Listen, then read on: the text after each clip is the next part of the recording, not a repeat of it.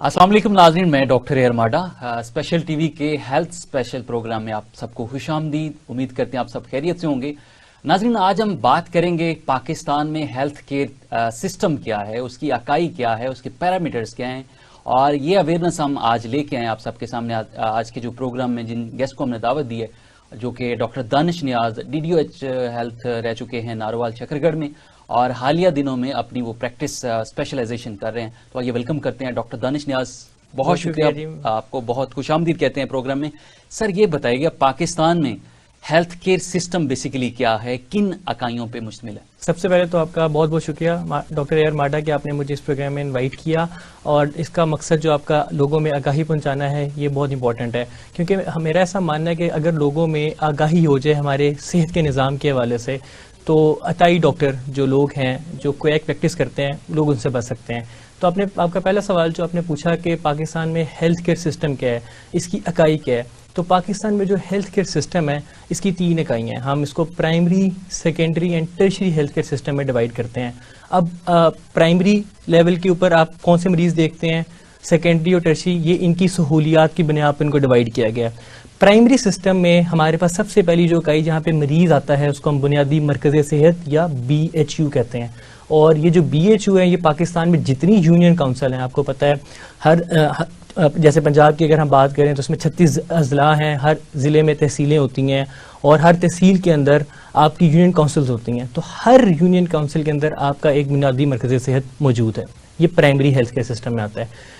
इसी तरह जब 4 से 5 यूनियन काउंसिल्स आपकी मिलती हैं तो उन 5 यूनियन काउंसिल्स के लिए आपका एक रूरल हेल्थ सेंटर होता है जिसको हम दही मरकज़ सेहत कहते हैं। ये आपका प्राइमरी लेवल है, ठीक है। और अगर हम इससे ऊपर निकलते हैं तहसील लेवल पे जब हम चले जाते हैं तो आप कहते हैं तहसील हेडक्वार्टर THQ, और जिले के लेवल के ऊपर आपका होता है वो होता है डिस्ट्रिक्ट हेडक्वार्टर DHQ। तो THQ और DHQ हमारा सेकेंडरी लेवल बनाता है। और इसके बाद जो हम मेडिकल कॉलेज की जहाँ पे बात करते हैं, जो टीचिंग हॉस्पिटल्स हैं, इनको हम टर्शरी लेवल पे ले जाते हैं। तो बेसिकली प्राइमरी, सेकेंडरी और टर्शरी लेवल इस तरह हम डिवाइड करते हैं। अच्छा डॉक्टर साहब, प्राइमरी और सेकेंडरी में भी आगे डिविजन्स होती हैं उसकी, जैसे BHU अगर हम बात करें और RHU, तो इनकी क्या क्या फ्राइज होते हैं, क्या क्या इनकी सर्विसेज होती हैं? जी बिल्कुल। अच्छा, BHU जैसे मैंने को बताया कि हर यूनियन काउंसिल में एक BHU मौजूद होता है। BHU 2 तरह के होते हैं। एक को हम बोलते हैं नॉर्मल BHU, जैसे सुबह 8 से 2 बजे तक जहाँ ड्यूटी होती है, और एक होता है 24/7 जो 24 घंटे काम कर रहा होता है। तो BHU के अंदर और RSC में डिफरेंस ये आ जाता है कि RSC भी 24 घंटे के लिए मौजूद होता है। BHU के अंदर जो डॉक्टर होते हैं वो एक डॉक्टर मौजूद होते हैं जिसको हम मेडिकल ऑफिसर कहते हैं। वो मेल भी हो सकते हैं या वुमेन मेडिकल ऑफिसर भी हो सकती हैं, और वो उस पूरे बेसिक हेल्थ यूनिट के इंचार्ज होते हैं, ठीक है। और जो RSC है उसके अंदर एक से ज्यादा डॉक्टर होते हैं। अब आपने जो बात पूछी कि इनकी फराइज में क्या डिफरेंस है, हम BHU और RSC में डिफरेंस क्यों करते हैं, तो BHU के अंदर जो डॉक्टर साहब होते हैं वो OPD करते हैं। आपके पास रोजाना 50-60 जितने भी मरीज आते हैं, अब उनको जो बेसिक मरीज है, किसी को सर दर्द है, ब्लड प्रेशर है, शुगर है, कोई भी, बल्कि गांव में खारिश के मर्ज हैं, बहुत ज्यादा बच्चों में होते हैं, तो उनको देखते हैं। और BHU के अंदर नॉर्मल डिलीवरीज होती हैं। अच्छा, इसमें कोई ब्लड टेस्ट या एक्सरे की सूरत मौजूद नहीं होती। नॉर्मल डिलीवरीज, किसी को छोटी मोटी चोट आ गई, खराश आ गई तो एक टांका वगैरह लगा दिया, तो इसमें बेसिक लेवल का जो मरीज को, बिल्कुल जैसे आप OPD में आते हैं, बड़े अस्पतालों के आप OPD में आते हैं, लेकिन गांव में आपको पता है हर जगह पे बड़े अस्पताल मौजूद नहीं है, लेकिन हर यूनियन काउंसिल में BHU जरूर मौजूद है। तो वहां पे आप अपनी OPD के नॉर्मल पेशेंट्स को देखते हैं, और जो नॉर्मल डिलीवरीज होती हैं वहां पे इंचार्ज डॉक्टर होते हैं, उनके नीचे 12-13 लोगों का अमला काम कर रहा होता है, जिसके अंदर एक LHV होती है, लेडी हेल्थ विजिटर, जिनका काम ये होता है, और साथ मिडवाइफ जिसको आप आया या डाई कहते हैं, वो डिलीवरी भी कराती हैं, और ये हर BHU में होती है। जो 24/7 BHU जिनका मैंने बताया उनमें 24 घंटे सहूलत मौजूद होती है, लेकिन जो नॉर्मल BHUs हैं वो 8 से 2 तक काम करते हैं और उनमें ये सहूलियत मौजूद है, लेकिन एक्सरे या ब्लड टेस्ट अवेलेबल नहीं है। अब हम बात करते हैं RSC में और BHU में क्या फ़र्क है। जब 4-5 यूनियन काउंसिल्स मिलती हैं तो उनके लिए एक RSC बनाया जाता है। अब इसकी जरूरत इसलिए पेश आती है कि BHU के अंदर आपको पता है अक्सर देहातों में कहीं पे भी लड़ाई झगड़े हो जाते हैं, तो मेडिको लीगल केस होता है, पर्चा दर्ज करना होता है, और वो डॉक्टर की रिपोर्ट के थ्रू होता है। तो BHU के अंदर मेडिकल ऑफिसर पर्चा नहीं काट सकता। पर्चे की सूरत रूरल हेल्थ सेंटर, जिसको हम दही मरकज़ सेहत कहते हैं, उसमें मौजूद होती है। और एक दही मरकज़ सेहत एक बड़ा अस्पताल गिना जाता है। इसके अंदर 1 से ज्यादा डॉक्टर होते हैं, 3 से 4 डॉक्टर काम करते हैं, और इसमें डेंटल सर्जरी का भी शोबा होता है। अगर आपको दांतों का मसला है तो आपको बीएचयू नहीं जाना। ये मैसेज क्या है लोगों को कि अगर आपको दांत का मसला है तो बीएचयू में नहीं जाएंगे आप, फिर आप आरएससी के अंदर जाएंगे, रूरल हेल्थ सेंटर में, और इसमें आपको एक्सरे की सूरत भी मौजूद है और ब्लड टेस्ट भी हो जाते हैं। तो बीएचयू और आरएससी में तो ये बुनियादी फर्क है। ठीक है, बहुत सारे लोग सर ये कंप्लेंट्स करते हैं जी हमें बीएचयू में आरएससी में वो सर्विसेज नहीं मिलती। आप बात कर रहे थे कि आरएचयू 24 आवर्स सर्विसेज दे रहा होता है, लेकिन पाकिस्तान के जो हेल्थ सेक्टर है इतना बहुत सारे इलाकों में इतना खस्ता हालिया है, या तो मुकम्मल तौर पर पूरी सहूलियात मौजूद नहीं है, और अगर हैं भी तो डॉक्टर्स की अवेलेबिलिटी नहीं होती। जी तो उस पर आप क्या कहते हैं? बिल्कुल ऐसी है। आज से पहले कुछ अर्सा पहले 2-4 साल पहले आप देखते थे कि बीएचयू या आरएससी के अंदर डॉक्टर्स का फुकदान था, डॉक्टर्स की अवेलेबिलिटी नहीं थी। तो उसको फिर पंजाब हुकूमत ने इंश्योर करने के लिए सेंटर इंडक्शन पॉलिसी बनाई, जिसके अंदर जैसे अभी मैं स्पेशलाइजेशन कर रहा हूँ और जब मैं वहाँ पे काम कर रहा था तो उसमें ये ज़रूरी करार पाया कि हर डॉक्टर जो हाउस जॉब के बाद अब डॉक्टर स्पेशलाइजेशन करना चाहता है तो वो डायरेक्टली स्पेशलाइजेशन नहीं कर सकता। उसके लिए ज़रूरी है कि वो 1 या 2 साल बीएचयू के अंदर आरएससी या डीएचक्यू टीएचक्यू इन सब में काम करिए, जिसके लिए कुछ नंबर मुख्तस कर दिए गए कि जब तक आप ये नहीं करेंगे तो आप स्पेशलाइजेशन में नहीं जा सकते। तो इस तरह एक तरह से तो इस कमी को पूरा कर दिया गया। आज के दौर में तो बल्कि डॉक्टर्स के लिए आपने सुना कि जॉब्स का बड़ा मसला हो गया, और कोई 4 सीटें होती हैं खाली तो 1100 डॉक्टर्स इंटरव्यू दे रहे होते हैं। तो ये एक दूसरा मसला, अब डॉक्टर्स की अवेलेबिलिटी का मसला नहीं है। तो दूसरी बात आपने की कि अक्सर मरीज शिकायत करते हैं कि हम जिस काम के लिए गए थे वो पूरा नहीं हुआ, तो उसकी वजह ये अवेयरनेस की कमी है। जैसे कि मैंने आपको बताया कि अगर आपकी लड़ाई झगड़ा हो गया और आप बीएचयू में चले जाते हैं अपना पर्चा कटवाने, तो वहाँ पे सहूलत ही नहीं है। आप कहेंगे डॉक्टर साहब हम इतनी दूर से चल के आए, हमारा इतना मसला था, आपने देखा हमारा पर्चा ही नहीं काटा, हमें एंटरटेन नहीं किया। तो जब आप जैसे इस प्रोग्राम के तवज्जुह से लोगों को पता चल जाएगा कि अगर हमारा कोई पर्चे का मामला है, या हमने कोई दांत का मसला है, कोई एक्सरे करवाना चाह रहे हैं, कोई हड्डी लग रहा है कोई हड्डी टूट गई, कोई भी ऐसा मामला है, या ब्लड टेस्ट करवाना है, तो वो बीएचयू में होता ही नहीं है। अगर आप वहां जाकर उनसे तकरार करेंगे तो झगड़ा होगा। इसलिए अगर ऐसा कोई मामला है, आपको थोड़ा आइडिया है कि मैं इस काम के लिए जा रहा हूँ, मैं दांत का दर्द है जैसे, तो मुझे फिर आरएससी के अंदर जाना है। तो एक तो ये डिफरेंसेस हैं। तो जब लोगों में ये आगाही होती है कि किस जगह पे कौन सी सहूलत मौजूद है, तो उससे आप ये इस झगड़े और बहस तकरार से बच जाते हैं। अच्छा, अगली बात जो हम बात करते हैं कि बीएचयू आरएससी में तो हम चले जाते हैं, अब आगे टीएचक्यू क्यों आता है, जरूरत पड़ती है, तो प्राइमरी लेवल हो गया ना बीएचयू और आरएससी। अब आगे आ जाते हैं टीएचक्यू और डीएचक्यू। तो टीएचक्यू तहसील हेडक्वार्टर, ये सेकेंडरी लेवल आ जाता है। अब अगला सवाल ये आता है कि जी आरएससी में और टीएचक्यू में क्या फर्क है। अगर एक बंदे को आरएससी में क्या सारी सहूलतें मौजूद हैं? जी नहीं। आरएससी में जैसे मैंने आपको बताया कि पर्चा हो सकता है, डेंटल सर्जन का काम है, लेकिन वहाँ पे कोई सर्जरी नहीं होती है। अगर आपको फॉर एग्जाम्पल आपका कोई अपेंडिक्स का मसला हो गया, अपेंडिक्स का ऑपरेशन करवाना है आपने, या किसी भी तरह का कोई इवन हड्डी टूट गई आपकी, तो आप एक्सरे तो बेसिक वहां से करवा लेंगे, लेकिन वहां पे उसका इलाज नहीं होगा। उसके लिए आपको जाना पड़ेगा तहसील हेडक्वार्टर में, जिसको हम टीएचक्यू कहते हैं। और जितने पंजाब में अजला हैं और जितनी उसकी तहसीलें हैं, तकरीबन हर तहसील के अंदर टीएचक्यू मौजूद है। जैसे मैंने जिला नारोवाल में काम किया तो उसके अंदर टीएचक्यू शकरगढ़ भी मौजूद था, और अभी रिसेंटली टीएचक्यू वहाँ पे 3 तहसीलें जफरवाल भी बन चुके हैं। तो जहाँ पे अभी टीएचक्यूज नहीं है वहाँ पे बन रहे हैं, और जहाँ पे ऑलरेडी मौजूद है तो वहाँ पे लोग फिर टीएचक्यू में जाते हैं। टीएचक्यू में आपके पास स्पेशलिस्ट मौजूद होते हैं। यहाँ पे जो डॉक्टर्स हैं वो दे आर नॉट स्पेशलिस्ट, वहाँ पे आपको ऑर्थोपेडिक सर्जन नहीं मिलेगा, जनरल सर्जन नहीं मिलेगा। टीएचक्यू के अंदर आपके पास 4 बुनियादी शोबे मौजूद हैं, और वो क्या है? वो ये है, एक तो आपका जनरल सर्जन, आपका कोई भी अपेंडिक्स हर्निया का मसला है, जो सर्जरी से मुतल्लिक चीजें हैं, उसका सर्जन वहाँ मौजूद है। दूसरा ऑर्थोपेडिक सर्जन, हड्डी का मसला हो जाता है, हड्डी टूटी है, तो ऑर्थोपेडिक सर्जन टीएचक्यू में मौजूद है। इसके बाद गायनी, अगर मैंने बताया गायनी की नॉर्मल डिलीवरी तो बीएचयू में भी हो जाएगी, आरएससी में भी हो जाएगी, लेकिन अगर सिजेरियन करना है तो वो ना बीएचयू में होगा ना वो आरएससी में होगा, वो तहसील हेडक्वार्टर में होगा। और फिर बच्चों के डॉक्टर, पीडियाट्रिक्स, अगर आपने बच्चों के कोई छोटे मोटे मसले जो आपके खारिज का या छोटा मोटा जो बुखार है वो तो देख लेंगे बीएचयू में। अगर कोई पेचीदा मसला है तो फिर डॉक्टर अगर आपको भेजता है कि आपको टीएचक्यू जाना पड़ेगा, तो अक्सर मरीज पे भी लड़ पड़ते हैं कि डॉक्टर साहब देखें हम आपके पास आ गए हैं बीएचयू में, अब हमें आगे सानू आगे तोड़ देता है तुसी। तो वो ये आजकल बहुत है ना जी, इसको लाहौर ले जाएं। हाँ जी, इसको लाहौर ले जाएं, छोटा मोटा मसला है तो वो हाँ लाहौर ले जाइए, बड़े अस्पताल में ले जाइए। अभी हम उसकी तरफ भी आते हैं कि जब ये नौबत क्यों पेश आते हैं कि आपको जब टीएचक्यू में आप आ गए, अब मैंने जैसे आपको बताया कि बीएचयू और आरएससी बना दिए कहीं है, उसके बाद फिर टीएचक्यू डीएचक्यू आ रहा है, तो फिर लाहौर क्यों ले जाएं? तो अभी टीएचक्यू में मैंने आपको बताया कि इसमें 4 शोबे मौजूद हैं। आपके पास जनरल सर्जन है, ऑर्थोपेडिक सर्जन है, गायनी की डॉक्टर है, बच्चों के डॉक्टर मौजूद हैं, और ये एक बड़ा अस्पताल होता है, इसमें हर तरह की सहूलतें मौजूद हैं। अच्छा, अब इन सब के ऊपर एक हर जिले में एक डिस्ट्रिक्ट हेडक्वार्टर भी होता है। तो टीएचक्यू और डीएचयू में मोर और लेस एक ही तरह की सहूलतें हैं। इसमें पर्चा भी हो सकता है, इसमें ओपीडी भी चलती है, इसमें सर्जन, ऑर्थोपेडिक सर्जन, गायनाकोलॉजिस्ट, ये सब मौजूद है। लेकिन अब अगर यहाँ पे आने के बाद भी आपको कोई कहता है कि इसको लाहौर लेके जाने की जरूरत है, तो वो क्या वजह बनती है? सर अनफॉर्चुनेटली ये बहुत सारे केसेस मैंने भी बताते खुद देखे। जी जी, अनफॉर्चुनेटली ये हमारे यहाँ ये है कि THQ में, इवन DHQ में भी पेशेंट को रेफर कर दिया रेफर जाता है। कर छोटा सा भी अगर कोई RT का पेशेंट है, रोड एक्सीडेंट हुआ जी, है, जी।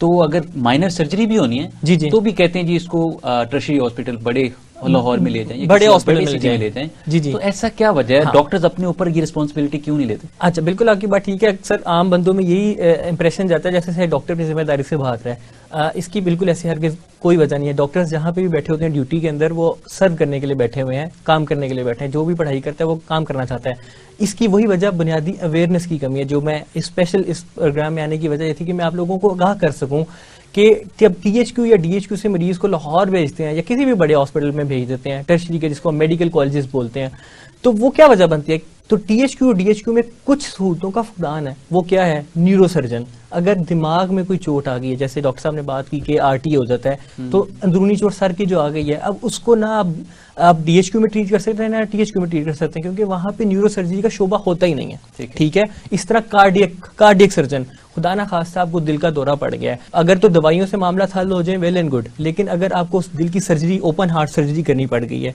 तो ये सहूलतें स्पेसिफिकली न्यूरो सर्जन और कार्डियक सर्जन ये सिर्फ बड़े अस्पताल, जिनको मेडिकल कॉलेजेस बोलते हैं, जैसे हम लाहौर में बात करें सर्विसेज हॉस्पिटल है, जिना हॉस्पिटल, मेयो हॉस्पिटल है, जितने भी मेडिकल कॉलेज हैं, यहाँ पे हर तरह की सहूलत मौजूद है। और जब यहाँ पे आप आ जाते हैं तो फिर आपको ये नहीं कोई कहता कि अब आपने मजीद कहीं रेफर होना है। तो ये बुनियादी फर्क और वजह बनती है कि जब हम आपको रेफर करते हैं मरीज को, तो वो जब तकरार करते हैं तो उनको अगर ये बात पहले पता होगी, वो बावर होंगे इस बात से कि अगर खुदा ना खासा RTA के अंदर डायग्नोज हो गया, जब वो CT स्कैन होता है, एक बेसिक तशखीस होती है न्यूरो सर्जरी की, डायग्नोज करने के लिए कि क्या इसको जरूरत है न्यूरो सर्जरी की, वो बिल्कुल DHQ में अवेलेबल है। बहुत सारी DHQs के अंदर CT स्कैन अवेलेबल हैं, तो वहां पे तशखीस हो जाएगी। लेकिन इलाज के लिए फिर आपको बिल आखिर टर्शरी केयर सिस्टम, जो कि मेडिकल कॉलेजेस वाला सिस्टम है, उसको उसके अंदर आपको रेफर करना पड़ता है। सर, प्राइमरी और सेकेंडरी हेल्थ सिस्टम का एक रिस्पॉन्सिबिलिटी ये भी तो बनती है ना, अवेयरनेस दें। पाकिस्तान में उस तरीके से लिटरेसी रेट बहुत कम है। जी, जी। लोगों में अवेयरनेस का बहुत फुकदान है। Exactly. तो इस हवाले से गवर्नमेंट को कोई इनिशिएटिव भी लेना चाहिए। अभी आजकल देखें सर्दियों में हार्ट अटैक्स, मायोकार्डियल इंफार्क्शन बहुत ज्यादा बढ़ते हुए नजर आ रहे हैं, लोगों की डेथ्स भी हो रही हैं हार्ट अटैक की वजह से। दूसरा, शुगर के जो मरीज है वो दिन ब दिन बढ़ते हुए नजर आ रहे हैं, और इसकी जो पेशेंट की रेशियोज है वो भी बढ़ रही है। तो क्या गवर्नमेंट को इस तरह के इनिशिएटिव लेने चाहिए, अवेयरनेस दें गांव देहातों में, ताकि उन लोगों को पता तो चले कि ये बीमारियां बेसिकली हैं क्या, और इनिशियली उनको कैसे हम ट्रीट कर सकते हैं? बिल्कुल, ये आपने बड़ा ही इंपॉर्टेंट आपने सवाल पूछा है। बड़ी खुशी हुई कि आपने बात की है, और मैं आपके प्लेटफॉर्म से बल्कि ये रिक्वेस्ट भी करना चाहूंगा कि जो शुगर आपने बात की, कि शुगर की वजह से अक्सर लोगों को अपने अज़ाक होने पड़ जाते हैं, टांग काटनी पड़ जाती है। तो शुगर को चेक करने के लिए आपको एक स्ट्रिप होती है, BSR स्ट्रिप होती है, वो चाहिए होती है। तो अक्सर जब मैंने भी जिन जगहों पे काम किया, तो अक्सर ऐसा होता था कि कमी की वजह से, बजट की कमी की वजह से अक्सर ये मसाइल डॉक्टरों को फेस करने पड़ते हैं, जिसकी वजह से फिर मरीज डॉक्टर से लड़ता है। तो उनको स्ट्रिप्स प्रोवाइड करें। इसके अलावा हेपेटाइटिस B और C आपने देखा बड़ा आजकल कॉमन है। अक्सर दही इलाकों के अंदर ये जाते हैं हजाम के पास, और औजारों का इस्तेमाल अच्छा नहीं होता, तो अक्सर लोगों में हेपेटाइटिस B और C, और इवन आजकल आपने देखा HIV, एड्स के जरासीम भी पाए जा रहे हैं। उसकी वजह क्या है? एक तो अताई डॉक्टरों के ऊपर भी हम बात करते हैं वो। तो अगर स्क्रीनिंग प्रोग्राम्स को ज्यादा स्ट्रेंथन किया जाए, ठीक, ज्यादा किट्स प्रोवाइड की जाएं, ताकि बर वक्त तशखीस जब हो जाएगी तो फिर इलाज में मुमकिन है। तो इसके ऊपर काफी इकदाम हो भी रहे हैं, प्रोवाइड भी किए जाते हैं, लेकिन फिर भी इसमें मजीद बेहतरी की गुंजाइश है अभी। डॉक्टर साहब बहुत शुक्रिया। अभी छोटा सा ब्रेक की तरफ हम जाएंगे। नाज़रीन हमारे साथ जुड़े रहिएगा। डॉक्टर दानिश साहब हमारे साथ मौजूद हैं, ex-DDO नारोवाल शकरगढ़ रह चुके हैं। उनसे जानेंगे कि उन्होंने अताई डॉक्टरों के खिलाफ किस तरह ऑपरेशंस किए, और उनको कैसे क्रैक डाउन किया, और इनके खिलाफ लोगों ने बहुत सारे मुकदमात भी किए, और अदालतों में भी इन्होंने बहुत सारे केसेस को फेस किया। तो हमारे साथ जुड़े रहिएगा। मिलते हैं एक छोटे से ब्रेक के बाद। स्पेशल टीवी को अपनी स्क्रीन पर देखने के लिए दी गई फ्रीक्वेंसी अपने केबल ऑपरेटर को फराहम करके ट्यून करवा लें।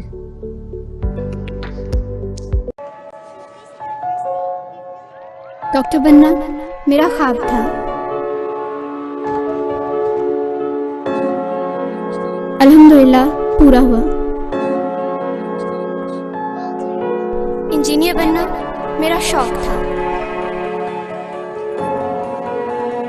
अल्हम्दुलिल्लाह मैं कामयाब हुई। हमारे ख्वाबों को पूरा किया निसार गर्ल्स कॉलेज ने।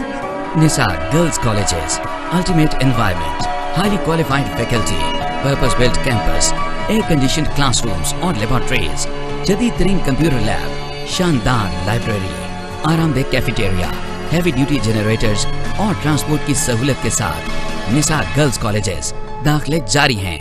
FSC pre medical, pre engineering, ICS, ICOM, FA, BCom, BSc, BA। Nisar girls colleges adjacent Heera CNG, GT road Kharian. Phone 053 7611 897 up to 99।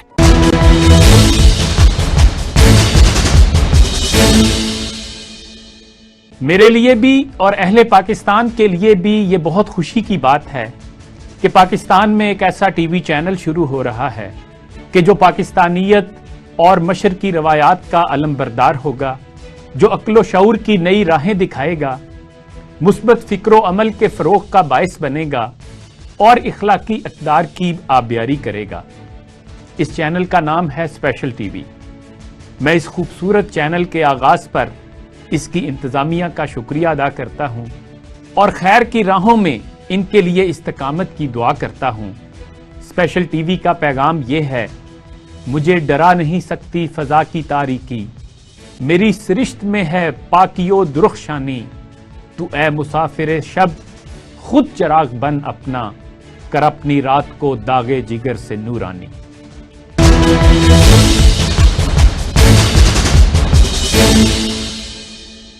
Special TV को अपनी स्क्रीन पर देखने के लिए दी गई फ्रीक्वेंसी अपने केबल ऑपरेटर को फराहम करके ट्यून करवा लें। मुसीबत में घबराया नहीं करता। मीनार पाकिस्तान 1940 की एक स्पेशल याद। 14 अगस्त आजादी का वो स्पेशल दिन। बलूचिस्तान कुदरती नजारों से मलबूस एक स्पेशल दास्तान। सिंध सकाफत की चाशनी में डूबी एक स्पेशल कहानी। पंजाब खूबसूरत वादियों में बिखरी एक स्पेशल तारीख। खैबर पख्तूनख्वा सरबुलंद पहाड़ों के बीच एक स्पेशल खित्ता। और कुछ नायाब और स्पेशल लोग, कायद आजम मोहम्मद अली जिन्ना, अल्लामा मोहम्मद इकबाल, सैयद अबुल आला मौदूदी, डॉक्टर अब्दुल कदीर खान, अब्दुल सत्तार ईधी, नेमतुल्लाह खान और इन जैसे हजारों लोग जिनसे बनता है एक स्पेशल पाकिस्तान। और अब इन सब को समेटते हुए आ रहा है स्पेशल टीवी, जिसमें होगा वो सब कुछ जो हमें बनाता है स्पेशल। स्पेशल टीवी, पाकिस्तान की सोच।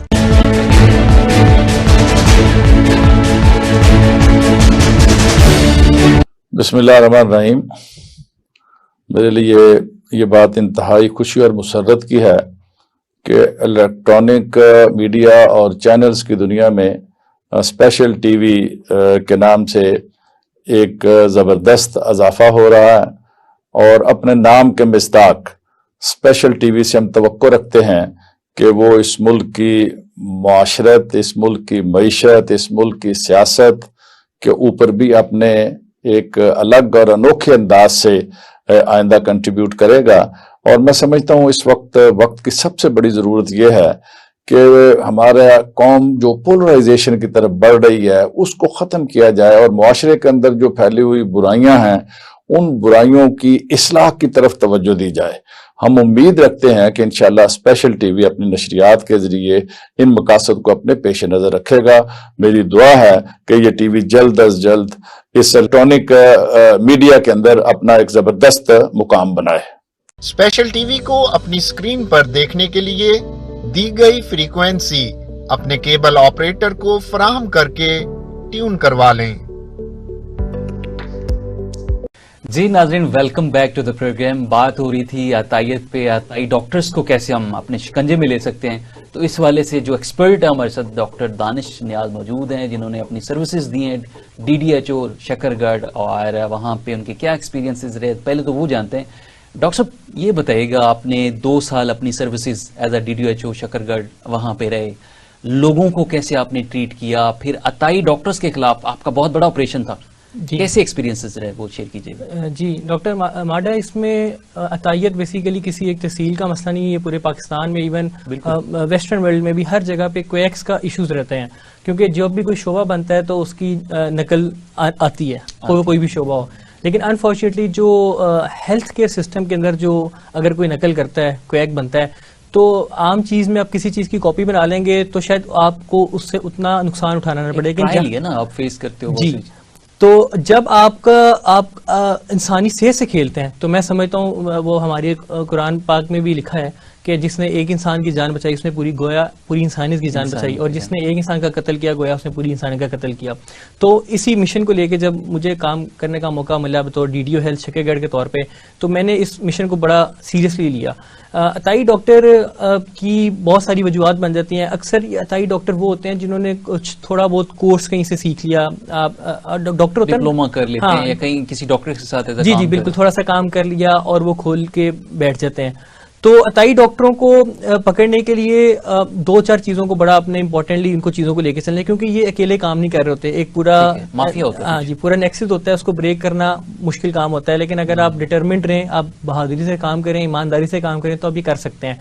तो मैंने जब इसका जब मैंने इस अताई डॉक्टर्स के खिलाफ ऑपरेशंस किए या इनको पकड़ने का मुहिम बेड़ा उठाया, तो पहले आपको फ्रेमवर्क करना पड़ता है कि ये किस वक्त बैठते हैं। जैसे मैंने आपसे जिक्र किया प्राइमरी हेल्थ केयर सिस्टम में BHUs का, तो वो इलाके जहाँ पे BHUs 8 से 2 तक काम करते थे और नॉर्मल BHUs को हम बोलते हैं, और 2 बजे के बाद डॉक्टर मौजूद नहीं यूनिट काउंसिल में, तो वहां पे मैंने जब ट्रैक किया, जैसे आप कहते हैं हॉट स्पॉट्स ढूंढना कि किस वक्त कहाँ पे टाई डॉक्टर बैठता है, तो मुझे पता चला कि वो BHUs जो नॉर्मल BHUs है उन इलाकों में अतायत ज्यादा थी। क्यों? क्योंकि वहां पे डॉक्टर 24 घंटे मौजूद नहीं थे, या वहां का सिस्टम टाइमिंग का इस तरह का था कि वहां पे कोई भी हेल्थ केयर का बंदा मौजूद नहीं था। जो 24/7 BHU होते हैं वहां पे डॉक्टर तो मॉर्निंग में होते हैं, लेकिन बाकी स्टाफ 24 घंटे मौजूद होता है। जो LH भी होती है वो इवनिंग में भी होती है, नाइट में भी होती हैं, तो फिर भी कुछ हद तक एक प्रॉपर आप एक जगह पे जाते हैं और वहां पे अपना इलाज करवा लेते हैं। तो उन जगहों पे अतायत ज्यादा कॉमन थी, क्योंकि मरीज के लिए ट्रेवल करना बड़ा मुश्किल है। जो उस इलाके में लोग रह रहे होते हैं, इतना कई लोगों के पास पैसे नहीं होते कि वो इतना ट्रैवल करेंगे और दूर तक THQ में जाएं या RSC तक जाएं।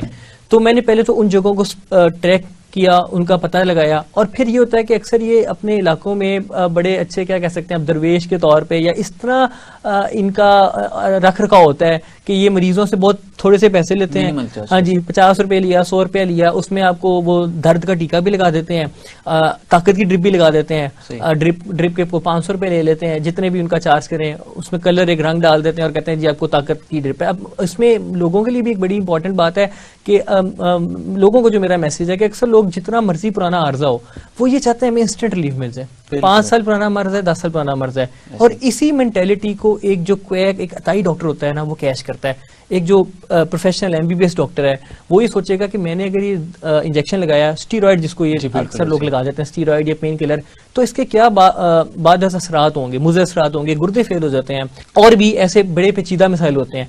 लेकिन एक अताई डॉक्टर ये नहीं सोचता, उसको अपने पैसे चाहिए होते हैं, और वो उस मरीज की साइकोलॉजी को कि मरीज ये चाहता है कि मुझे इंस्टेंट रिलीफ मिले, इस वजह से अतायत पलती है। बिल्कुल, तो ये मैं सोच रहा था कि बहुत सारे डॉक्टर्स ने वो बोतल्स का अपने जैसे कि ड्रिप्स का रेट लगाया हुआ, ये छोटी बोतल जी 500 रुपए की, बड़ी जो 1000 की और 1500 की, और अगर इंजेक्शन लगाया तो वो 2500 और 3000 जी जी, उसमें ताकत का इंजेक्शन लगाते हैं, उसमें कल मुख्तलिफ रंग होते हैं। तो पहली बात तो कभी भी ताकत इस तरह की ड्रिप्स से नहीं आती, ये आपको पता होना चाहिए। और आप सबको इस माइंडसेट को, इस सोच को बदलने की जरूरत है कि हमारा अगर 10 साल पुराना आर्ज है, कितना भी पुराना आर्ज है, कोई इंस्टेंट रिलीफ नहीं होता। जब भी अब दर्द के टीके लोग शौक से आगे लगवाते हैं, लोग कहते हैं जी डॉक्टर साहब अनु टीका लगाएं, दर्द का टीका लगाएं, तो इस चीज के ऊपर अतायत बोलती है। तो पहले तो आपको ये समझने की जरूरत है कि अताई डॉक्टर चलते क्यों हैं। चलते इस वजह से है कि एक तो वो जो आप चाह रहे होते हैं, जो कि आप गलत चाह रहे होते हैं, आप खुद से तजवीज करते हैं अपने इलाज को कि मुझे दर्द का टीका लगाएं या मुझे ताकत की ड्रिप लगाएं, वो इसके ऊपर, और दूसरा वो पैसे कम लेते हैं। अच्छा, अब इसमें सबसे बड़ा जो अलार्मिंग बात है, आपको पता है वो जो 50 रुपए या 100 रुपए लेता है, अब एक डिस्पोजेबल सिरिंज की भी कीमत होती है। वो मैंने जब शक्करगढ़ में गांव में मैं गया, वहां पे मुझे पता चला, जब मैं काम कर रहा था और मैंने छापा मारा, तो वहां पे एक बंदा था जो सिर्फ मुख्तसर सी सिरिंजेस के साथ 5-6 सिरिंजेस को हर मरीज पे लगाता था। अच्छा, नॉर्मली तो अस्पतालों में ऐसा होता है एक सिरिंज एक दफा यूज होगी, उसको फेंक दिया, लेकिन जब एक बंदे ने 50 रुपए लेने हैं तो उसने उस सिरिंज को बार बार तो नहीं वो खरीद सकता, उसने एक ही सिरिंज को जितने मरीज भी आ रहे हैं उनको लगाना है। अब ये सबसे बड़ी वजह बनती है हेपेटाइटिस फैलने की, हेपेटाइटिस बी, सी और HIV को। तो ये एक मैं समझता हूँ कि मतलब इंसानियत के साथ आप खेल रहे हैं, उनकी जान के साथ। आप लोग आपको पैसे दे के जा रहे हैं, आप उल्टी लोगों को दवाएं देते हैं तो अरसे से इलाज कर रहे हो, लेकिन वो उनके साथ उनकी जिंदगी के साथ खेल रहे होते हैं। तो सबसे पहले तो लोग जब ये समझ जाएंगे कि हमें ऐसा नहीं करना, तो ये पहला स्टेप है सद्देबाब करने का। दूसरा स्टेप ये है कि हर डॉक्टर को ये जरूरी है कि वो अपनी डिग्री डिस्प्ले करें, ठीक है। और आप पूछ सकते हैं उसका PMC नंबर, हर डॉक्टर का एक PMC नंबर होता है। आप अपना PMC नंबर से पूछें और ऑनलाइन वेबसाइट के ऊपर आप चेक कर सकते हैं कि डॉक्टर साहब का ये PMC नंबर है, और आप ये देख सकते हैं कि क्या ये वाकई क्वालिफाइड डॉक्टर हैं या नहीं है। ये चीज आपको इस चीज से रोक सकती है। दूसरा ये कि बड़े लोगों ने भी मुझे हेल्प आउट किया। मैंने सोशल मीडिया का आजकल दौर है, सोशल मीडिया को हमने ऑप्ट किया। सोशल मीडिया के ऊपर जहां पे भी हम छापे मारते थे, लोगों को अया किया, उनको दिखाया कि ये यहाँ पे जो बंदा 20-25 साल से बैठा है, जिसको आप समझ रहे हैं कि ये कोई प्रोफेशनल डॉक्टर, ये प्रोफेशनल डॉक्टर नहीं है। तो इससे बड़ी मुझे हेल्प मिली अताई डॉक्टरों को पकड़ने में। अच्छा डॉक्टर साहब, ये भी आपने देखा होगा कि जैसे अताई डॉक्टर्स को आप पकड़ते हैं, कुछ ऐसे लोग सामने आ जाते हैं जी, हम उनके हमायती के तौर पे, हालांकि वो उसी का टारगेट बन रहे होते हैं। जी, ऐसे ही आपने बात की, इंस्टेंट रिलीफ मिलता है, स्टेरॉइड्स के इंजेक्शन जिनको लगते हैं तो वो फौरन उनको रिलीफ मिल जाता है। जी, ऐसे ही तो वो ये समझते हैं कि हमारे लिए डॉक्टर मसीहा ही है। बेशक ये गलत ही कर रहे हैं, लेकिन हमें इससे जो सेहत मिल जाती है या इससे आराम मिल जाता है, तो वो भी आपके साथ खड़े हो जाते हैं और एग्जैक्टली ऑपरेशन कर रहा होता है उसके खिलाफ आके। जी बिल्कुल, आपने जो भी जिक्र, थोड़ा सा इस पे बात कीजिए। हाँ, जो आपने अभी जिक्र किया था बिल्कुल ब्रेक से पहले, आप बता रहे थे कि वो बड़े मुकदमात हुए और ये सब कुछ हुआ। तो आप जब भी किसी भी माफिया के साथ आपको कॉन्फ्रंट करते हैं तो ये सारे मामला होते हैं। सबसे पहले वो आपको क्या करते हैं, आपको रिक्वेस्ट करते हैं, ब्राइब करने की कोशिश करते हैं। अब ये आपके ऑफिसर की इंटेग्रिटी के ऊपर है कि वो ब्राइब से दूर रहे। सबसे पहले तो इंटेग्रिटी एक ऑफिसर की। दूसरा तरीका फिर वो रिक्वेस्ट का होता है, सिफारिश कल्चर है। आपको कोशिश करेंगे। तो मैं तो उनको एक ही बात करता था कि हमारे प्रॉफिट मोहम्मद सल्लल्लाहु अलैहि वसल्लम ने फरमाया कि अगर मेरी बेटी फातिमा भी चोरी करती मैं उनके भी हाथ काटता। तो और उन्होंने ये नहीं कहा था कि एक दफा उनको आप छोड़ दें तो अगली बार कीजिएगा। तो जब भी मुझे कोई कहता था कि मैंने कहा, you have been caught red handed, आपको, और मेरा पकड़ने का एक स्टाइल भी था। मैं पहले एक फेक मरीज भेजता था, ठीक है। कभी ऐसा नहीं किया कि डायरेक्टली जाके पकड़ लें। एक मरीज भेजा, एक एविडेंस होता था मेरे पास कि आपने मरीज को देखा है और वो मरीज था ही नहीं और आप ऑथराइज ही नहीं थे। तो इस तरह रैकेट बेस्ड सारे छापे मारे गए। तो तीसरा फिर होता है, फिर वो एट द एंड आपको फिर लाइफ थ्रेट्स आ जाते हैं, आपको जी जान से मार देंगे और ये सारे मामला फेस किए। फिर जब उनके ऊपर आप परिचय देते हैं, मतलब ये सारे DDHOs को भी और जितने भी एडमिनिस्ट्रेशन के लोग काम करते हैं उनको लिए भी एक मैसेज है कि वो जब भी किसी ताई डॉक्टर को पकड़े जरूर इसके ऊपर FIR दें। हर चीज काबिल जमानत होती है, आपको कई मामला में छूट मिल जाती है, लेकिन वो एक लेबल लग जाता है, एक टैग लग जाता है उस क्वैक के साथ पूरी जिंदगी के लिए। अब वो दोबारा फिर अगर प्रैक्टिस करने की कोशिश करेगा तो फिर नाकाबिल जमानत वारंट हो जाएंगे उसके। तो आप जब फिर पर्चे देते हैं तो फिर आपको कोर्ट में भी जाना पड़ता है, तो फिर कोर्ट वाले मामला भी देखे सारे। तो ये सारी मामला को देखना पड़ता है फिर आपको। डॉक्टर साहब, कोई ऐसा वाकया शेयर करें जो आपकी लाइफ में अभी भी आपको एक मोटिवेशनल स्टोरी के तौर पे, जैसे मतलब लोगों की जिंदगियों में, ताकि उनमें असर आए या वो लोग उससे सीखें। बिल्कुल, ये जो अताई डॉक्टर्स के खिलाफ मैंने ये सारा क्रैकडाउन किया, इसके पीछे एक मेरी स्टोरी है। हाउस जॉब में जब एक हाउस ऑफिसर होते हैं, अपने काम करते हैं, प्रोफेशनल लाइफ का आगाज करते हैं, तो वहाँ पे मेरे पास एक दफ़ा एक पेशेंट आए, उनकी फिस्टूला का मसला था, गुर्दे फेल हो चुके हुए थे उनके। और जब डायलिसिस स्टार्ट करते हैं गुर्दे फेल होने के बाद, तो आपने देखा यहाँ पे एक फिस्टूला होता है जहाँ पे पाइप लगते हैं, उसको हम फिस्टूला बोलते हैं। तो वो उसका टाइम लेना चाहते थे क्योंकि बहुत रश था, टाइम ज्यादा था, कोई 2-3 माह का उनको टाइम मिला हुआ था आगे का। उन्होंने मुझे रिक्वेस्ट की, वो लड़का था, उसका भाई आया और उसने मुझे कहा डॉक्टर साहब कुछ जल्दी काम करवा दें। मैंने कहा, जब मैंने उसकी वो सिस्टर की उम्र देखी तो वो सिर्फ 18 साल उनकी उम्र थी। मैं बड़ा हैरान हुआ और मैंने तब उनसे पूछा कि आपकी सिस्टर बड़ी यंग है अभी, 18 साल की उम्र में गुर्दे कैसे फेल हो गए इनके? तो उन्होंने मुझे जो वाकया सुनाया वो मेरे लिए बड़ा वही समझ लें मोटिवेशन भी बना और सारा एग्रेशन भी इसी वजह से था। उन्होंने बताया कि डॉक्टर साहब, मैंने अपनी बहन का रिश्ता तय किया हुआ था, इनकी 1 माह बाद निकाह था, लेकिन इनको कहीं जिल्द के ऊपर कोई फेस पे दाने वगैरह एकनी जैसे निकल आती है अक्सर बच्चियों में, तो उसकी वजह से इन्होंने हमें बताया बगैर पता नहीं किसी डॉक्टर से, ऐसे अताई कोई डॉक्टर था, उससे दवाई खाई है और उसके बाद ये हम यहाँ अस्पताल में आ गए इधर। तो वो बेसिकली क्या थे, स्टीरॉइड से, जिसकी वजह से एक्यूट रीनल फेलियर हुआ और गुर्दे फेल हो गए। तो खैर अपने तौर पे रिक्वेस्ट करके हमने इनका फिस्टूला जल्दी बना दिया, लेकिन फिस्टूला को चलने में 40 दिन लगते हैं। आप हैरान हो जाएंगे डॉक्टर माडा कि 28 दिन के बाद वो उस लड़के ने मुझे रोते हुए कॉल की कि डॉक्टर साहब मेरी बहन नहीं बच सकी, उसका इंतकाल हो गया। कितना बड़ा जुल्म है, और बिल्कुल हमारा मुआशरा उसको इनकरेज करता है अगर वो डॉक्टर्स प्रैक्टिस कर रहे हैं। बिल्कुल। तो ये एक ऐसा इवेंट और इंसिडेंट मेरे साथ हुआ कि जिसने मुझे मोटिवेट किया, और मैंने ये फैसला किया कि अगर कभी जिंदगी में मुझे मौका मिला तो मैं कभी भी किसी इताई डॉक्टर को नहीं छोड़ूंगा। तो इसलिए मैं कहता हूँ कि जिसने एक इंसान की जान ली उसने गोया पूरी इंसानियत की जान ली। तो इस वाक्य ने मुझे इतना ज्यादा मतलब मुतज़्ज़ल हो जाता है ना, बंदा हिल जाता है कि एक जंग लड़की 18 साल की, कि मुझे अंदाजा हुआ कि इतना सीवियर इंसान की सेहत के साथ खेला जा रहा है। तो इस चीज को मैंने मिशन बना के किया। तो अब बाकी लोग भी माशाल्लाह जितने भी लोग हेल्थ केयर सिस्टम में काम करते हैं, लेकिन फिर वाली बात आपकी वाली बात कि जब हम पकड़ने जाते हैं तो वहाँ के उधर जो कुछ लोग होते हैं उनके हवारी होते हैं, वो कहते हैं डॉक्टर साहब तुझे गरीब दा रोजी रोटी बंद कर दे। हाँ, ये बात कहते हैं कि आप एक गरीब की रिस्क बंद कर रहे हैं। तो उनको बड़ा समझाना मुश्किल हो जाता है कभी कभी, लेकिन फिर भी आप सोशल मीडिया ये अवेयरनेस प्रोग्राम इसीलिए हम करते हैं कि लोगों को बावर कराएं कि वो बंदा जो बज़ाहिर आपको लग रहा है कि आपका खादिम है, वो आपका खादिम नहीं है, वो आपका कातिल है, और वो आपके बच्चों में हेपेटाइटिस और ऐसे मूजी मर्ज दे रहा है कि जो कल को जानलेवा साबित होने वाले हैं। जब तक ये सर इस तरह के लोग सामने आते हैं तो ऐसे अताई डॉक्टर को एक इनकरेज मिलते हैं, हौसला मिलता है कि दोबारा भी वो करता है। अच्छा डॉक्टर साहब, ये अगर वो काम प्रैक्टिस भी कर रहे हैं तो कोई ऐसा पैरामीटर तो होना चाहिए कि मरीज आया तो सबसे पहले उनके वाइटल्स तो चेक कर लिया करें। ऐसा भी वो नहीं करते, डायरेक्टली वो मेडिसिन या उनको ड्रिप लगाना शुरू कर देते हैं। इन केस अगर कोई हाई ब्लड प्रेशर का पेशेंट है, मरीज है, या डायबिटीज का है, तो बगैर आप उसको चेक किए, शुगर चेक किए, बगैर उसका बीपी चेक किए, आप कैसे उसको वो ट्रीटमेंट कर रहे हैं, उसकी ड्रिप लगा रहे हैं या मेडिसिन? बिल्कुल। वैसे वो बेसिकली वो तो ऑथराइज ही नहीं है ये करने के लिए ना, चेक करने के लिए। और अक्सर मैंने जब ताई डॉक्टरों को पकड़ा तो उसमें सबको पता है आधे लोग कुछ ऐसे भी निकले अनफॉर्चुनेटली जो आपके हेल्थ केयर सिस्टम का पार्ट थे, जो हेल्थ केयर सिस्टम में सर्व भी कर रहे थे डिस्पेंसर के तौर पे और इवनिंग में प्रैक्टिस भी कर रहे थे। लेकिन ये अब काफी डिस्करेज हो चुका है जब से डॉक्टर्स वहां पे आए हैं, और जैसे मैंने आपको बताया कि अब मेरिट सिस्टम है और सबको वहां पे काम करना पड़ता है। तो आप बात कर रहे हैं कि ताई डॉक्टर्स, पहली बात तो उनको इजाजत ही नहीं है, वो चेक ही नहीं कर सकते। वाइटल वगैरह तो चेक कर सकते हैं, बीपी शीपी ले सकते हैं, लेकिन वो एज अ डॉक्टर का मोमिन के तौर के ऊपर वो खुद से कभी भी ट्रीट नहीं कर सकता अताई डॉक्टर, कभी भी। और ये जो इनको सपोर्ट करते हैं लोग, मैं उनको स्पेशली ये मैसेज देता हूँ कि आप अपने बच्चों की, अपनी जानों की हिफाजत करें, बिल्कुल भी इनको सपोर्ट ना करें। बल्कि आपके इलाके में जब भी कोई आपको अताई पे शुबा भी हो तो उसका एक सिस्टम है, मैं आपसे शेयर करना चाहूंगा कि जैसे मैं DDHO था, हमारा एक हेल्थ केयर सिस्टम है, ये तो मैंने को बताया जो लोगों के लिए, लेकिन इनको एक इंतजामी अमूर के तौर पे भी डिवाइड किया गया है। हर जिले के अंदर एक इंचार्ज होता है, उसको हम CEO हेल्थ बोलते हैं, ठीक है, चीफ एग्जीक्यूटिव ऑफिसर। उसके साथ फिर उसके कुछ नीचे उसके असिस्टेंट्स हैं, आप या उनके हेल्पर्स समझ लें, जिसमें जो एक जिले को रेगुलेट करता है वो डिस्ट्रिक्ट हेल्थ ऑफिसर होता है। वो पूरे जिले के अंदर ये इस तरह के मामलात को देखता है, अताई के हवाले से या जो भी मेडिसिन की आपने सप्लाई देनी है BHUs के अंदर। तो 3 तरह के हमारे DHOs होते हैं, उसको बोलते हैं डिस्ट्रिक्ट हेल्थ ऑफिसर्स।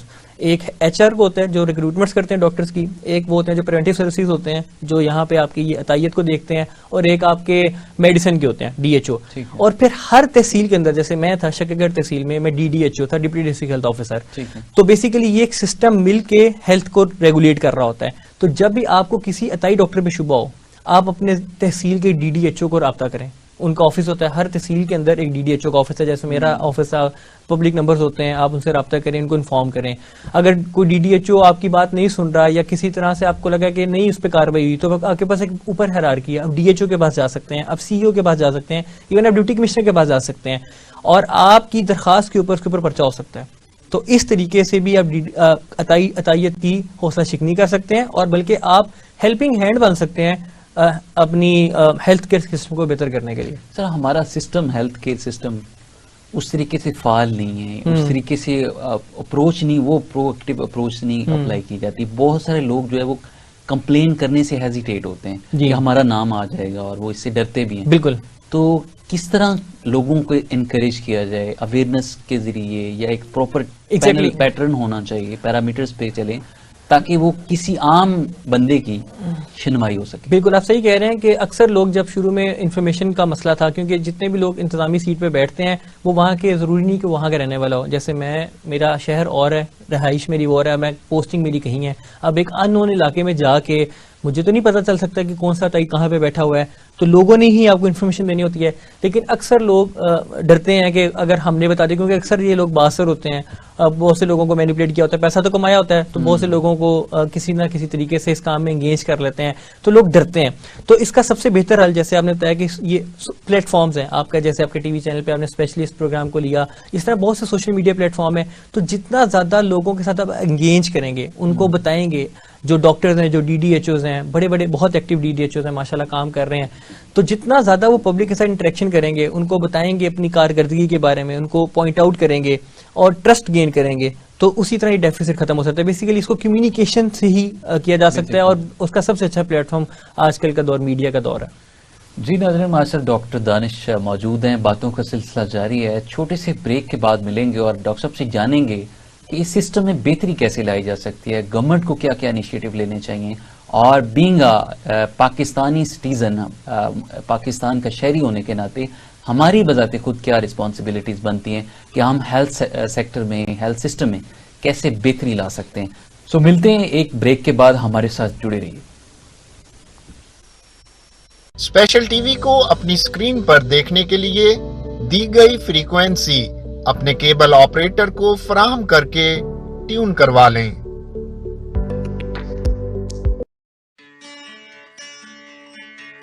कुछ मंजर हमसे खो गए हैं, जैसे वक्त के चेहरे पे कुछ मुस्कुराते लम्हे कहीं छुप से गए हों,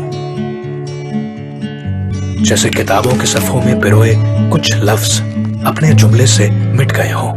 बस्ते में था जो बचपन भरा वो, हाथ से कैसे छूट गया है, एक कहानी का ताना बाना वक्त से पहले टूट गया है। जैसे रोशनी हो पर आंखें बंद हो जाएं, आवाज हो पर सुनने ना पाए, जैसे उंगली कोई हाथ के थाम लेने की मुंतज़िर हो।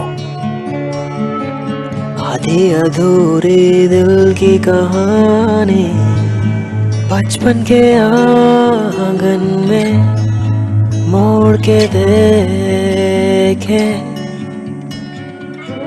जैसे रात कोई सुबह के आ जाने की मुंतज़िर हो। इस तस्वीर का कोई रंग फीका ना पड़ने पाए कि कोई कहानी अपने किसी किरदार से नामुकम्मल ना रहने पाए। इसलिए अल खिदमत फाउंडेशन हजारों यतीम और बेसहारा बच्चों के ख्वाब संभाले, इन्हें ताबीर की राह दिखाए, आगे बढ़ रहा है। एक कहानी का ताना बाना फिर से वही जुड़ गया है। सिर्फ 4500 रुपए माहाना से आप भी यतीम बच्चों की कफालत कर सकते हैं। अल खिदमत फाउंडेशन, के कोई ताबीर अधूरी न रहे।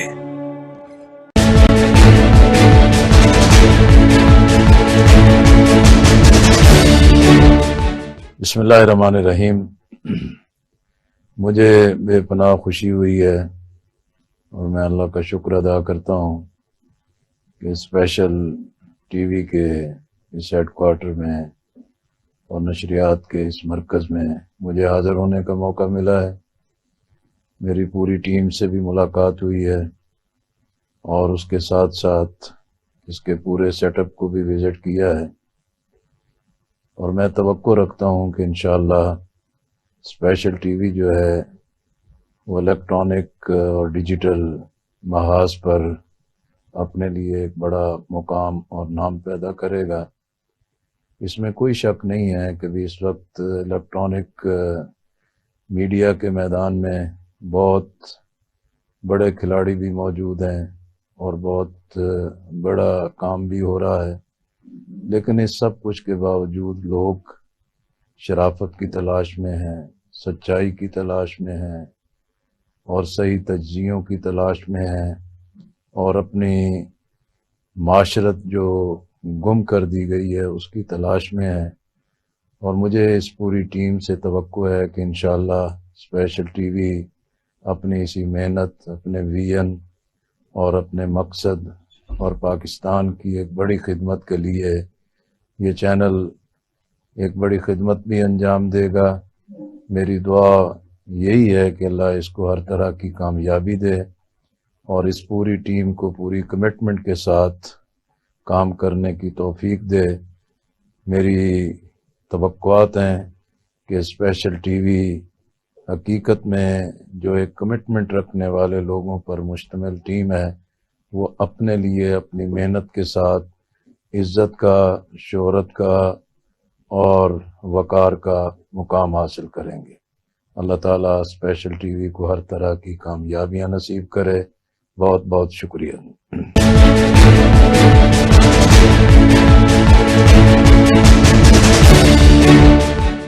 स्पेशल टीवी को अपनी स्क्रीन पर देखने के लिए दी गई फ्रीक्वेंसी अपने केबल ऑपरेटर को फराहम करके ट्यून करवा लें। आज की सोच।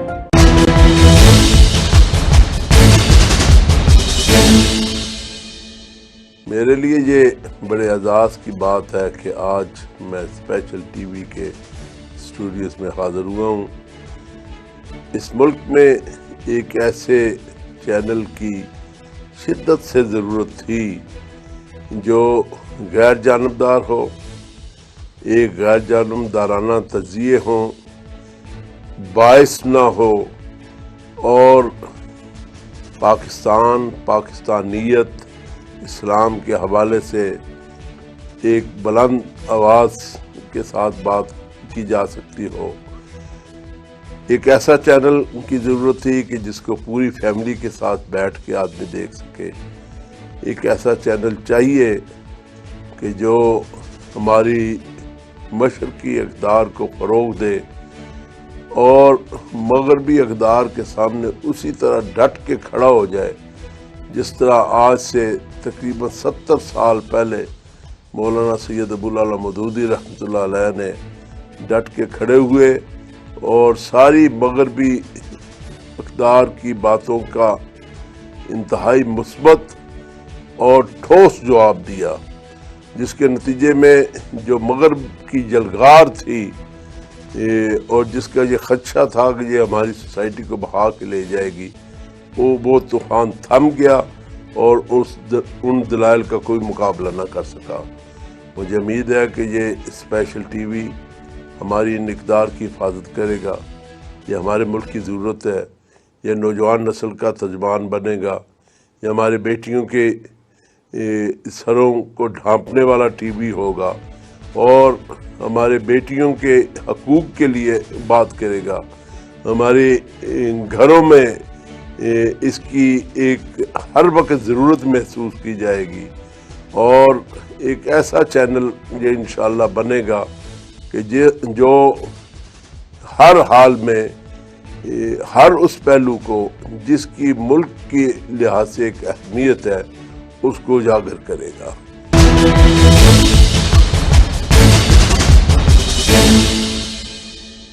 स्पेशल टीवी को अपनी स्क्रीन पर देखने के लिए दी गई फ्रीक्वेंसी अपने केबल ऑपरेटर को फराहम करके ट्यून करवा लें। जी नाज़रीन, मैं डॉक्टर एरमाडा और प्रोग्राम में वापस आ चुके हैं और अब बात करेंगे डॉक्टर दानिश नियाज़ से कि पहले तो हमने बात कर ली कि प्राइमरी और सेकेंडरी हेल्थ केयर की। अब हम बात करेंगे कि टर्शरी केयर में आए दिन रोज़ डॉक्टर्स और पेशेंट के झगड़े हुए नज़र हमें मिलते हैं। बहुत सारे लोग डॉक्टर्स की मार पटाई भी कर रहे होते हैं और बहुत सारे ऐसे हमने केसेस भी देखे हैं कि डॉक्टर खुद मिलके जो है वो मरीज पे चढ़ाई कर देते हैं। डॉक्टर साहब, इस पे आपकी क्या राय है कि आजकल ये बहुत सारे मसले मसाइल, सोशल मीडिया का दौर है, आए दिन हम कोई ना कोई वीडियो वायरल होते देखते हैं, तो क्या कहते हैं इस पे आप? जी, बड़ा अनफॉर्चुनेट है जी जो दोनों आपने पहलू बताए हैं। एक पहलू ये कि मरीज डॉक्टर से झगड़ा करे या डॉक्टर मरीज से झगड़ा करे, बिल्कुल ऐसा नहीं होना चाहिए, उसकी तो मजम्मत करनी चाहिए किसी भी तरह। लेकिन हमें समझने की ज़रूरत है कि ऐसी ज़्यादातर मसाइल आप देखते हैं टर्शरी केयर सिस्टम में, जो बड़े अस्पताल होते हैं, जो आप कहते हैं कि जो भी लाहौर में बड़े हॉस्पिटल्स हैं या किसी भी जगह पे मेडिकल कॉलेजेस हैं, असल में वर्क पहली बात ये समझने की ज़रूरत है कि पाकिस्तान में जितने मरीज हैं उसके लिए डॉक्टर बड़े कम है।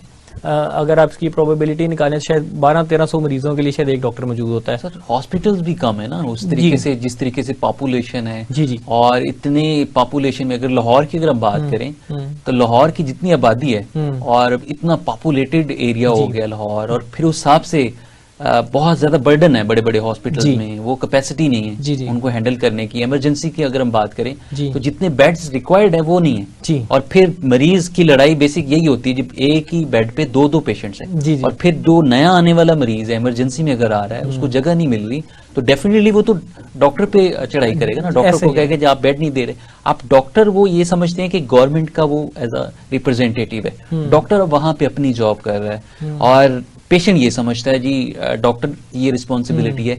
हालांकि ये तो एक पूरी इंतजामी में खामी बिल्कुल है, आपने सही तो उसको point हम out किया। कैसे बेहतर कर सकते हैं, डॉक्टर पेशेंट का रिलेशन कैसे बेहतर किया बिल्कुल बिल्कुल आपने बड़ा जबरदस्त पॉइंट आउट किया क्योंकि आप खुद भी इस शोबे से वाबस्ता हैं और आप समझ सकते हैं कि अक्सर ज्यादातर जैसे अपनी लड़ाई की एक वजह तो ये है कि जी एक बेड के ऊपर दो मरीज लेटाए हैं, तीन मरीजों को भी लेटाना पड़ता है और जो भी जारी बात है आपका प्यारा आएगा मेरा प्यारा आएगा, हम तो कभी नहीं चाहेंगे कि हमारे मरीज के साथ कोई और मरीज भी लेटे, लेकिन अनफॉर्चुनेटली वहाँ पे अब ये कुछ ऐसी चीजें हैं, वही वाली बात कि सबसे बड़ा हॉस्पिटल्स का फुकदान है। मुझे याद है कि जब मैंने MBBS किया था 2011 में, जब मैंने स्टार्ट किया था अपना MBBS, तो तब भी 16-15 मेडिकल कॉलेजेस थे और आज 10 साल के बाद भी सिर्फ 2 मेडिकल कॉलेज का इजाफा हुआ है और आज आपका MBBS का जो मेरिट है वो 90% पे खत्म हो जाता है। डेरा गाजी खान आपका लास्ट मेडिकल कॉलेज है और 90% के ऊपर आपका मेरिट क्लोज होता है। इसका मतलब है कि आपके पास एक बड़ी लॉट पड़ी हुई है जो 85% 80% के बच्चे हैं जिनको दाखिला मिलना चाहिए। मिलने का मतलब है कि एक मेडिकल कॉलेज खुलेगा, टीचिंग हॉस्पिटल बनेगा उसके साथ, तो सबसे पहले तो अस्पताल की जितनी ज्यादा अस्पताल बनेंगे उतने बेड्स अवेलेबिलिटी का मसला हल हो जाएगा। तो एक तो सबसे बड़ा झगड़ा तो इसी बात पे होता है और दूसरा फिर कई झगड़ा इस बात पे भी होता है अस्पतालों में, क्योंकि मैं स्पेशलाइजेशन कर रहा हूँ, ट्रेनिंग है, मैं देखता हूँ कि एक वन अटेंडेंट पॉलिसी होती है। तो अक्सर मरीज इस बात पे भी तकरार करते हैं जी हमारा पाकिस्तान में, आपको फिर आपको पता है कि यहाँ पे अच्छी बात है, ख्याल रखना चाहिए, लेकिन जब वही वाली बात कि जब खून मांगे ना कि आप 2 खून की बोतलों का इंतजाम करें, तो वो अगर 10 लोग आते हैं तो फिर 10 में से एक भी नजर नहीं आता। ठीक है, कॉल कर रहे होते हैं जी दूसरे हाँ, को। तो केयर करें, बड़ी अच्छी बात है, लेकिन केयर को हेल्थ केयर सिस्टम पे बर्डन ना बनाएं। आप मरीज की आदत करने आते हैं तो जब एक बात बता दी गई कि एक बंदा एक रुकेगा, तो एक अक्सर झगड़े इस बात पे होते हैं। इमरजेंसी में झगड़ों की वजह ये होती है कि फीमेल साइड होती है, तो अक्सर ये कहा जाता है कि फीमेल के साथ फीमेल ही रुके। जब वो कहते हैं कि मर्द कहता है मैंने भी रुकना है, तो कुछ ये वजह भी बनती हैं। और फिर जो ज्यादा और कुछ वजह जो देखने में वो मेडिको लीगल केसेस हैं, जब जो पर्चे होते हैं, जैसे मैंने आपको बताया कि पर्चा RSC में भी कट जाता है, DHQ THQ में भी कटता है, लेकिन अगर आपको उसको स्पेशलिस्ट ओपिनियन की जरूरत है, फॉर एग्जांपल किसी की ऐसी चोट आ गई है जिसमें आपको लगता है कि आपको ये टर्शरी केयर हॉस्पिटल की जरूरत पड़ गई है, फॉर एग्जांपल जैसे मैंने हार्ट का बता दिया आपको, या न्यूरोसर्जन की ओपिनियन चाहिए, या हड्डी में कोई ऐसा मामला आ गया, इवन ENT, अक्सर ENT शोबे नहीं अवेलेबल हैं DHQs में, और आपको किसी ने कोई हिट कर दिया, आपको सुनवाई में मसला आ रहा है, तो आपको वो बड़े अस्पताल में भेजते हैं। तो मेडिको लीगल के मामले में मैंने देखा दोनों फ्रीक जो होते हैं वो बड़े इम्पल्सिव हो जाते हैं, दोनों फ्री के चाहते हैं जो हम चाहते हैं, डिक्टेट करते हैं डॉक्टर को, लेकिन डॉक्टर ने तो वही लिखना होता है कि जो एक्चुअल में फाइंडिंग्स हैं। तो मेडिको लीगल के अंदर लोग सब्र का मुजाहरा नहीं करते, इसका एक प्रोसेस होता है, आपकी फाइंडिंग्स लिखी जाती हैं, 2 जगह पे लिखवानी पड़ती हैं, एक दफा इमरजेंसी में लिखता है, एक दफा बंदा मेडिको लीगल के, तो सब्र का भी कुछ पैमाना नहीं है। तो ये बड़ी वजूहत ऐसी बनती हैं जिसकी वजह से फिर जो मरीज के लवाहिकीन कुछ ज्यादा आए होते हैं तो वो डॉक्टर ताब का निशाना बन जाते हैं। डॉक्टर तो अपनी नौकरी कर रहा होता है, उसने तो अपनी सैलरी लेनी है। नौकरी ये भी तो देखा गया है ना कि बहुत सारे मरीज जो है वो कॉल्स करके अपने रेफरेंस के जो निकालने की कोशिश करते हैं, जी डॉक्टर साहब चेक हमारे पेशेंट को चेक किया जाए, जी। डॉक्टर आ नहीं रहा, तो उसमें तो डॉक्टर की कोताही है ना कि डॉक्टर अपनी रिस्पॉन्सिबिलिटी पूरी नहीं कर रहा। अगर वो 8 घंटे जॉब कर रहा है या कॉल पे है तो उसी दौरान अपनी ड्यूटी को सरंजाम देना चाहिए, अपनी रिस्पॉन्सिबिलिटी के। डॉक्टर को चाहिए कि वो चेक करे पेशेंट को। जब डॉक्टर पेशेंट बड़ा उस वाले से बड़ा परेशान भी होते हैं, बिल्कुल हर बंदा जो आता है वो कॉन्शियस होते हैं। अगर मरीज क्रिटिकल कंडीशन में है, पेन में है, सीवियर पेन में है, तो मरीज की ये कोशिश होती है कि उसका जो सादा अटेंडेंट है वो रिक्वेस्ट कर रहा होता है कि डॉक्टर साहब चेक करें। जी। तो वहां पे बहुत सारे मसले मसाइल आते हैं, डॉक्टर्स के साथ लड़ाई झगड़े भी देखने को मिलते हैं, तो उसमें तो बाकायदा तौर पे डॉक्टर की गलती होती है ना। नहीं, ऐसा नहीं है बिल्कुल। ये बस जैसे आपके प्रोग्राम से मैं यही लोगों को बताना चाह रहा हूँ कि ऐसी परसेप्शन होती है कि डॉक्टर नहीं देख रहा। असल में डॉक्टर्स की पहली बात है ड्यूटी आवर्स। आपने कहा कि हम रिक्वेस्ट क्या कर सकते हैं, हम ये बिल्कुल इसमें कर सकते हैं कि ड्यूटी आवर्स पूरी दुनिया में ना एक स्पेसिफिक लिमिटेड आवर्स हैं वो कि एक हफ्ते में डॉक्टर से ड्यूटी परफॉर्म करनी है। लेकिन हमारा यहाँ पे जब आप हाउस जॉब में होते हैं तो आपका पूरा वार्ड वीक होता है, एक पूरा हफ्ता डॉक्टर ने अस्पताल में रहना होता है, फिर 36 घंटे की ड्यूटी आपको पता है इमरजेंसी में होती है, 24 घंटे जो एक डॉक्टर जाग रहा है तो वो उसके डेफिनेटली उसकी एफिकेसी कम हो जाती है। लेकिन ऐसा कभी नहीं होता कि कोई डेलीबरेटली किसी को निगलेक्ट करे। ठीक है, आप कंपेयर करते हैं, बात करते हैं ना, सरकारी अस्पताल में लोग फोन कराते हैं, यही डॉक्टर्स होते हैं जो प्राइवेट हॉस्पिटल में भी बैठे होते हैं, उधर अच्छे से काम जी। उधर सिर्फ वजह ये होती है कि एक तो वर्कलोड थोड़ा कम होता है। वो ऐसा नहीं होता कि वो खुद खुशी से कहता है कि मैंने प्राइवेट में अच्छा काम नहीं सर, ये भी बहुत सुनने में आया जी। वो प्राइवेट में बुला लेते हैं, पहले कहते हैं जी गवर्नमेंट में अगर जाते हैं तो वो कहते हैं मेरे प्राइवेट क्लिनिक पे विजिट करो, वहां से मैं आपको अच्छे से चेक करूंगा। गवर्नमेंट में उनको पता है कि यहाँ पे मुझे कोई पूछने वाला नहीं, कोई अगर स्पेशल डॉक्टर है, प्रोफेसर लेवल है या उससे बड़ा जो सीनियर डॉक्टर्स हैं, तो वो पेशेंट को उनकी प्रायोरिटी यही होती है कि हम अपने प्राइवेट क्लिनिक पे बुलाएं, वहां पे वो भी चेक भी कर सकता है, वहां पे सारी सहूलतें भी मौजूद हैं। ऐसा क्यों देखने को मिलता है? ये तो खैर किसी का एक इनफरादी फेल है, आप इसको पूरी कम्युनिटी के साथ नहीं लिंक कर सकते। मैं जैसे मैं जिक्र करता होता हूँ डॉक्टर अदीब रिजवी साहब का, जो फाउंडर है Sindh institute of urology and transplantation के, तो वो एक फरिश्ता है, मैं तो ये कहूँगा ईदी सानी इनको बोला जाता है, कि उन्होंने पूरी दुनिया में शायद कोई ऐसा अदारा नहीं है, ये कराची में मौजूद है, और जहाँ पे 50 साल से बिल्कुल हर बंदे का फ्री ऑफ कॉस्ट इलाज किया जा रहा है। तो किडनी ट्रांसप्लांट पे तकरीबन 30-40 लाख खर्चा आता है, 50 लाख तक भी लोग लेते हैं, लेकिन वहाँ पे 50 साल से वो खिदमत दे रहे हैं और एक एक चीज़ फ्री ऑफ कॉस्ट है। तो कुछ बंदे की अपनी तरजीहात भी होती हैं कि कौन किस तरह लेके चलता है। कि मैं आपको बुनियादी फर्क बता रहा था कि जो गवर्नमेंट का सिस्टम है उसमें सैचुरेशन बहुत ज़्यादा है, मरीज का इन्फ्लक्स है, डॉक्टर्स की किल्लत है, बेड्स की किल्लत है, डॉक्टर अपनी पूरी एफर्ट करता है, लेकिन समहाउ जब इतना ज़्यादा वर्कलोड होता है, आप इवन किसी रेस्टोरेंट में भी जाते हैं और आप बहुत ज़्यादा रश हो जाए और आप ऑर्डर प्लेस करते हैं, तो अक्सर आपका भी होता है कभी किसी का ऑर्डर मिस हो जाता है, तो जहाँ पे भी सैचुरेशन होएगी, एक बंदे की इतनी कैपेसिटी नहीं है, उससे ज्यादा काम लिया जाएगा तो ऊंच नीच होती है। तो इसमें सबसे बेहतर मैं तो ये कह सकता हूँ कि सब्र का मुजाहरा करना चाहिए, और इक़्तिदार में लोग बैठे हैं उनको इस तरफ जरूर तवज्जो देनी चाहिए कि मजीद से मजीद हेल्थ केयर सिस्टम की बेहतरी के लिए मेडिकल कॉलेज का इजरा करें, टीचिंग हॉस्पिटल्स बनाएं। जितने ज्यादा हॉस्पिटल्स बनेंगे उतना ज्यादा वर्कलोड शेयर होगा, डॉक्टर्स की ड्यूटी आवर्स को फिक्स किया जाए कि एक वीक में इससे ज्यादा एक डॉक्टर ड्यूटी परफॉर्म नहीं करेगा। जब उसने इमरजेंसी अगर कर ली 24 घंटे की, तो अगले दिन उसको ऑफ दे दें, उसको रेस्ट दें। तो एफिकेसी जब डॉक्टर्स की बेहतर होगी, सैलरीज बेहतर होंगी। आपको पता है बड़ा सा डॉक्टर्स की सैलरीज का मसला रहा। तो इस तरह से इन सारी इकदाम को अगर आप बरोकार लाते हैं तो मेरे ख्याल से हेल्थ केयर सिस्टम में बेहतरी ला सकते हैं।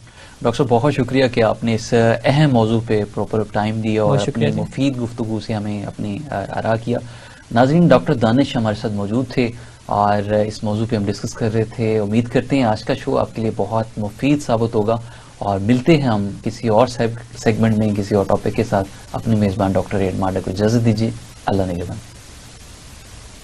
स्पेशल